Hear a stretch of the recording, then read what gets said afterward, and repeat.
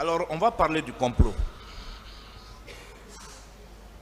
Est-ce que vous maintenez encore à la barre de ce tribunal que la date du 28 septembre 2009, retenue pour la manifestation, a été effectivement proposée par M. Alpha Condé au leader politique des forces vives au cours d'une réunion? Et je maintiens et je confirme devant le tribunal.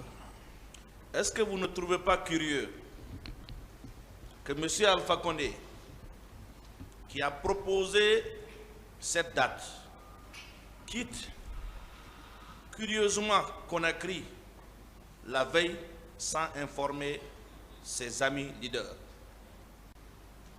Oui, maître. N'est-ce pas la preuve qu'il savait ce qui allait se produire au stade et les jours suivants? Tout à fait. N'est-ce pas la preuve qu'il était au cœur de ce complot?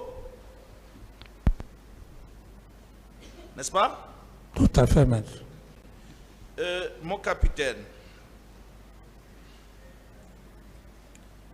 est-ce que vous pouvez très rapidement, très succinctement, décrire les conditions dans lesquelles les accords de Ouaga ont été signés? C'était un faux accord.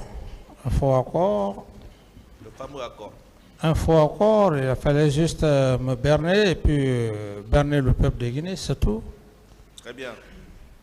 Vous ne trouvez pas curieux que ce soit la deuxième personnalité, pour ne pas dire le deuxième vice-président du CNDD, je vais dire la troisième personnalité d'ailleurs, le deuxième vice-président du CNDD, qu'on vous impose comme successeur, alors qu'il y avait le premier vice-président, en l'occurrence, Feu Mamadouba Toto Camara? Vous ne trouvez pas curieux ça? Tout à fait, mais ça prouve à suffisance. Leur objectif a été atteint. Après la signature des accords de Ouaga, le général Sekouba Konaté est revenu à Conakry, il a pris fonction.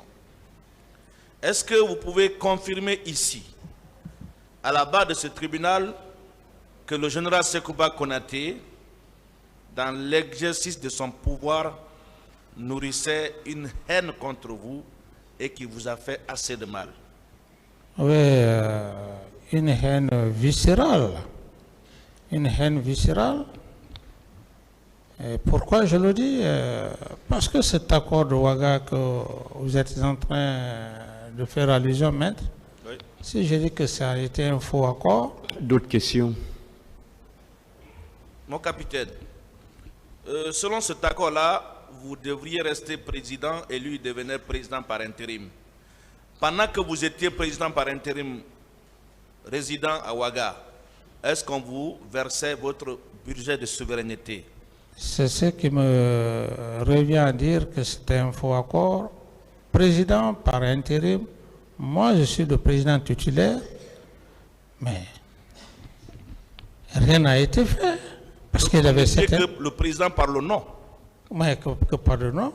Vous ne jouissez d'aucun droit attaché à votre fonction, n'est-ce pas? Mais maître, vous pouvez vérifier les documents à partir de la Banque centrale parce que lorsqu'on donne un budget de souveraineté à un président, les documents l'attestent.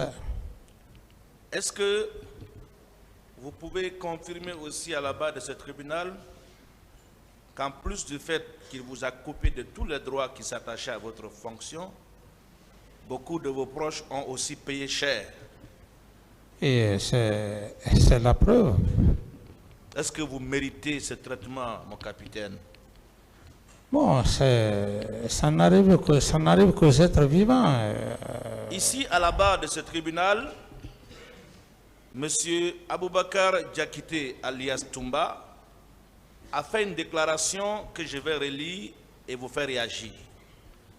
Il a dit ceci: Sekouba et moi étions à la défensive.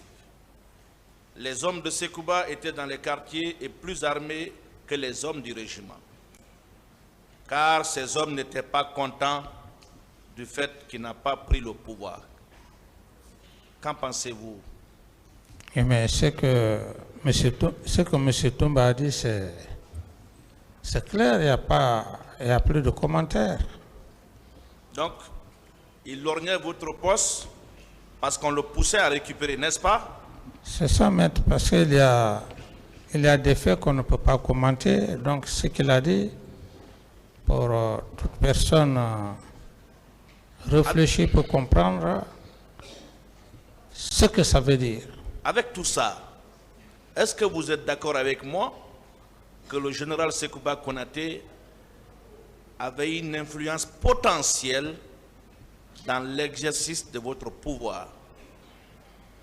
Bon, influence potentielle, je peux l'admettre, mais pas aussi. Il faudrait que le terme soit confiance, l'abus de confiance. Il en a joui de ma puissance morale, l'abus de confiance. Oui, vous avez dit ici que par confiance, Oui. par sincérité, par amitié, vous aviez partagé le pouvoir avec lui à part égale. Tout à fait, les Guinéens le savent, sauf ceux qui ne veulent. Donc, ce qui veut dire que pendant votre règne, il était même à mesure de prendre des décisions sans vous consulter, n'est-ce pas? Tout à fait. C'est comme son voyage, son prétendu voyage sur Massanta.